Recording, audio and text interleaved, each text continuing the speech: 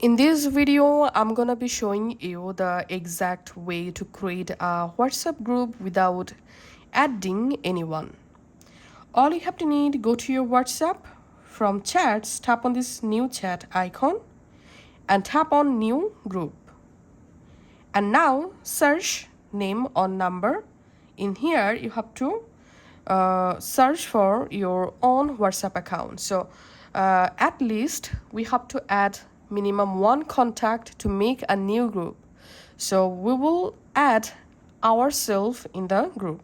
So in here you have to search for your number. So search for your own WhatsApp number and here you will find your WhatsApp account. Just select yourself as a group member. Then tap on done. And now write here your group name. And you can add a profile photo from here and we can see the only one member and this account is my own account. Tapping on done.